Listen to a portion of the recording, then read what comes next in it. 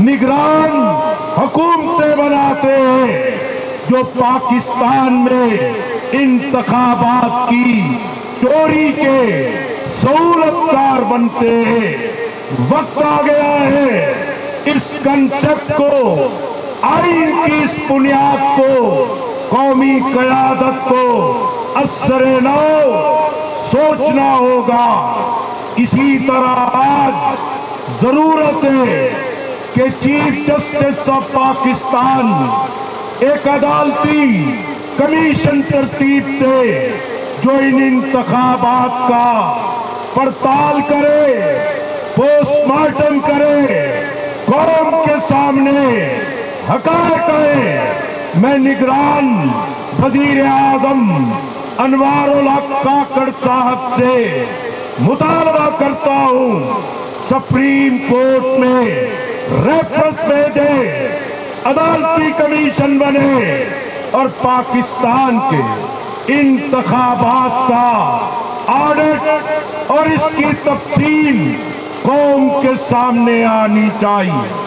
میرے دوستو، یہ بھی خوفناک حقیقت ہے، فوج، اسٹیبلشمنٹ، ریاست کے ادارے پاکستان پر اپنی بالادستی قائم رکھنا چاہتے ہیں۔ وہ اس بالادستی سے دستبردار ہونے کو تیار نہیں۔ اس سے بڑا المناک پہلو یہ ہے کہ پاکستان میں اقتدار کی ہوس رکھنے والے، اقتدار کے رسیا گروہ ہر 5 سال کے بعد اسٹیبلشمنٹ کی سہولت کاری کے لیے تیار ہوتے ہیں۔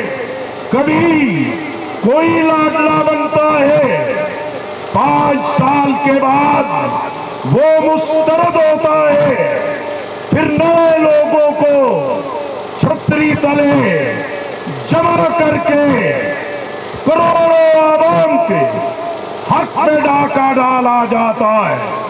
میں سمجھتا ہوں یہ پاکستان میں تنہا اسٹیبلشمنٹ نہیں، یہ جاگیردار، یہ وڈیرے، یہ چند صنعتکار، یہ چند دینی ادارے، یہ چند نام نہاد الیکٹورلز، یہ اقتدار کی ٹکٹیں بیچنے والے، ٹکٹیں خریدنے والے، یہ ایک ایسا کلب ہے جو پاکستان کی سیاست کے لیے روک بن گیا ہے۔